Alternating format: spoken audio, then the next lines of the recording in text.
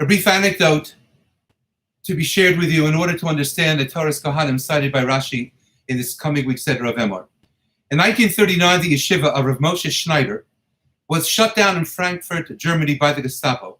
And he moved the yeshiva, as it were, to the town of Stamford Hills, England. And understandably, he was facing tremendous challenges insofar as providing literally the daily bread for the Talmidim and seeing to it that the Talmidim could learn with a sense of fervor, of bitachon, of belief, and of calm. Towards that end, the bakery in Golders Green, the Brzezinski Bakery, made an offer to the Rosh Yeshiva. They informed Rav Moshe Schneider that after 3 days, any and all bread or cakes that went unsold would be provided gratis to the yeshiva.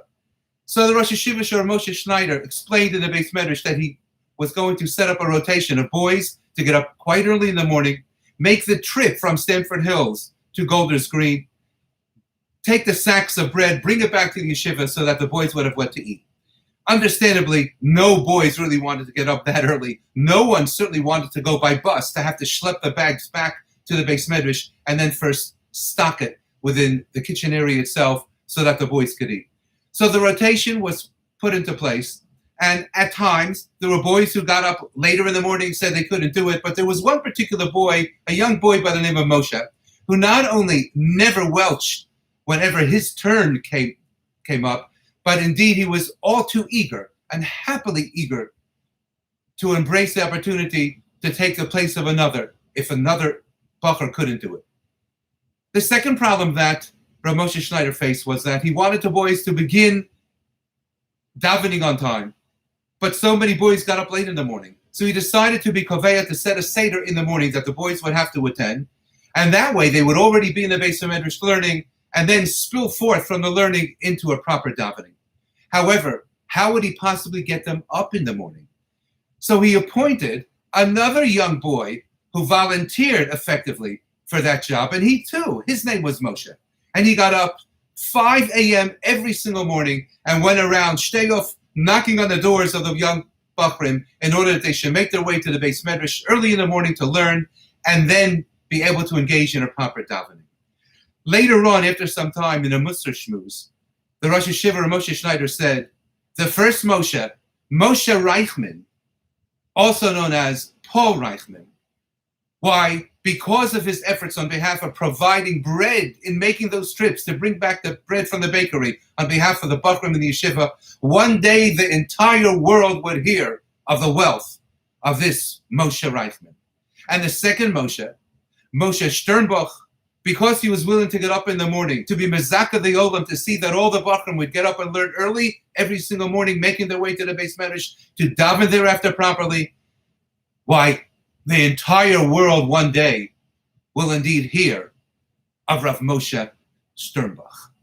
And indeed, Moshe Reichman, Paul Reichman, became Reichman of Olympia, York. And that Moshe Sternbach became Rav Moshe Sternbach of the Moadim Mizmanim and the Shelas Uchuvos, the member of the Beis Mishalayim Yirah Kodesh. One never knows of the impact of a simple action. In this week's Seder of Emor, we have the presentation of the Yom Tovim, and mitten derinen, interposed between the Yom Tovim of Pesach and Shavuos and those to follow of Rosh Hashanah, Yom Kippur, and Sukkot, we have placed within the Seder the halacha of Peah and Leket. The halacha that one is not permitted to fully harvest one's crop, but has to leave the corner for the aniyim, and one is not permitted to pick up 1 or 2 sheaves that fall to the ground, but rather must leave these as well to be picked up by aniyim.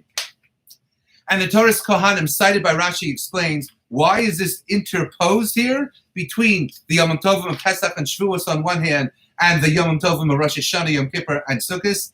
In order to teach us, cites Rashi, the Torah's Kohanim, the Omer Avdimi, Rabbi Yossi, Mara Apostle Litna Be'emsa HaRagolim Pesach V'Atzeres Mikan, Rosh Hashanah V'Yom Kippurim V'Chag Mikan, Lelamdacha, to instruct us, Shekol HaNosein Leket Shikha Upeya V'Ani, anyone who gives leket or shikha or sheaves that were forgotten, and as he continued on, and he's not permitted to turn back and to reclaim it, and payah for an ani, anyone who leaves these things for aniyim, appropriately karoi, malin olav keilu bona beis hamidrash vehikriv karbonosa besocho.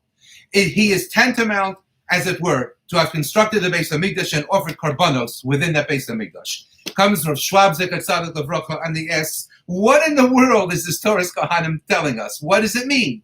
And he explains. The Navi Zechariah states that Tzom Horavi'i v'Tzom HaChamishi, that the Tainus of the fourth month, Nisan, Iyar, Sivan, Tammuz, Shivasa b'Tammuz, and Tzom HaChamishi, the Tainus of the fifth month of Av, Tisha B'Av, v'Tzom HaShvi'i, v'Tzom HaAsiri, and the Tanesim that follow thereafter during the course of the year, one day Yihiyah leBeis Yehuda leSason uleSimcha uMoadim Tovim.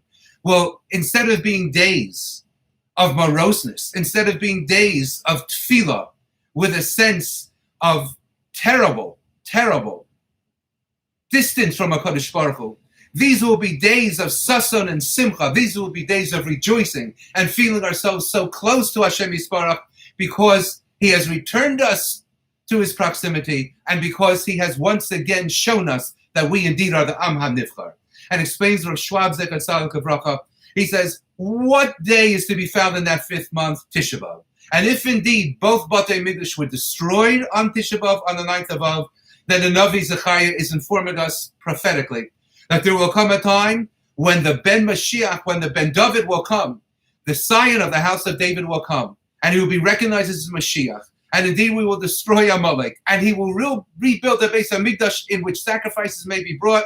Why, that will occur no less than on the day of Tisha B'Av itself, will be indeed a Yom that Taka is a Yom Moed, that will be a Moed, not simply a day that we wouldn't recite Tachonin upon, but rather indeed it will be a time set aside for the greatest of rejoicing. Says Rav Schwab Zatzal, that Mashiach ben David comes from David HaMelech, and David HaMelech only came into existence because of the fact that when Naomi and Rus returned to the land of Eretz Yisrael, thoroughly impoverished without anything, and they had no food, and Rus saw fit to go to the field of Boaz, their cousin, and indeed gather the leket, the shikha, and the peah from that field.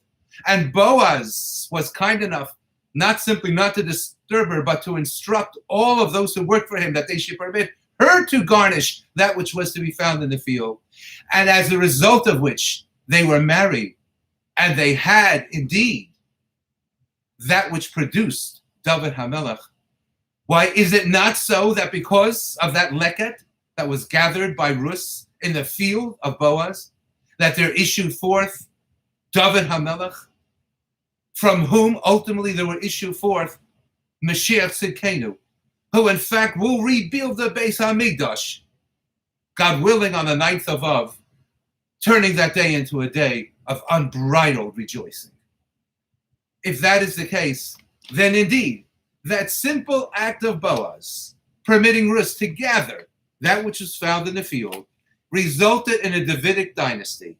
And that Davidic dynasty, of course, ultimately results in our reunification as a people with the Beis HaMikdash in Yerushalayim Yer HaKodesh, centered around, before, and in the presence of Hashem Yisbarach. A simple action by Boaz. Who would have thought that that simple action would have had such a far-reaching impact? Who would have considered that simple action to be such an act of grandeur? I'll tell you who. Moshe Reichman and Moshe Sternbach. Have a wonderful Shabbos.